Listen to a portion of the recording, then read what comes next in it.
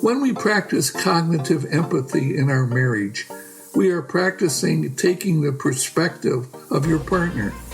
In essence, we are imagining what it might be like to actually be your partner in his or her life situation.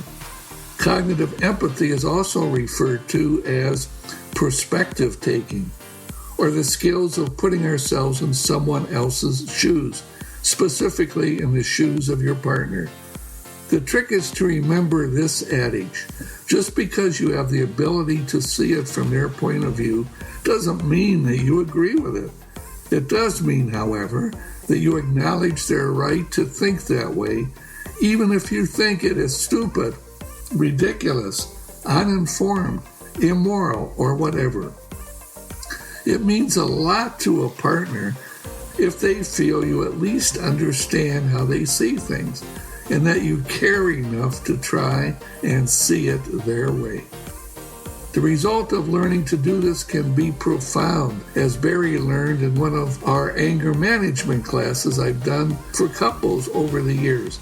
Sitting in the back of the room, Eleanor, Barry's wife of 30 years, shared how resentful she had been through the years toward Barry and now couldn't control her anger toward him.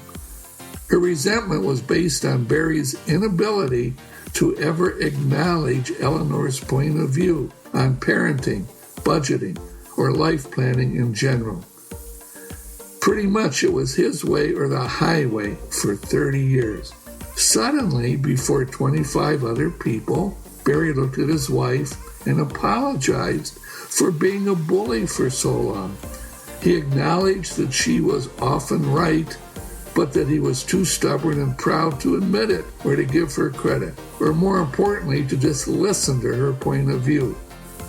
Eleanor paused after hearing this and suddenly burst into tears, saying, "Barry, you have never told me that before."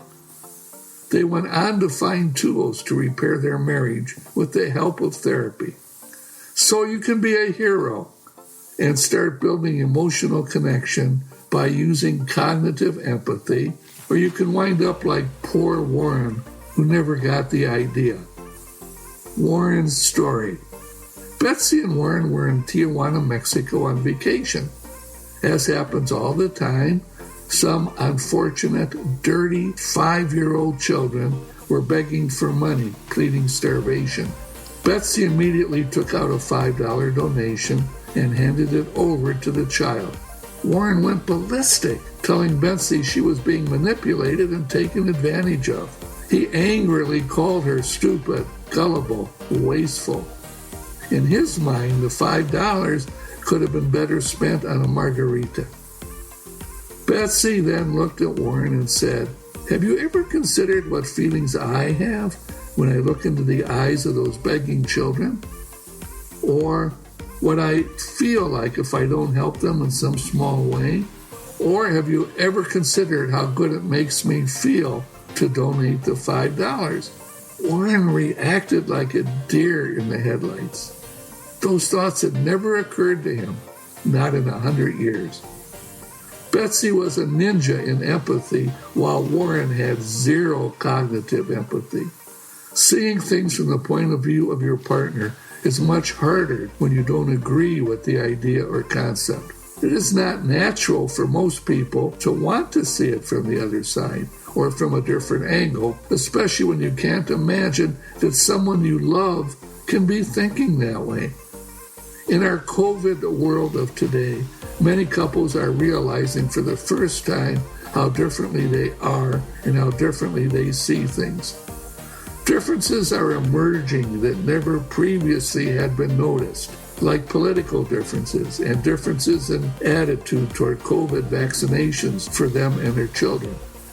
Many couples are fighting over mask-wearing mandates. As we will learn later in this course, it is usually fruitless to try and change each other's minds about these things. People believe what they believe, but cognitive empathy skills allow us to be with our partners who may see things differently without so much conflict.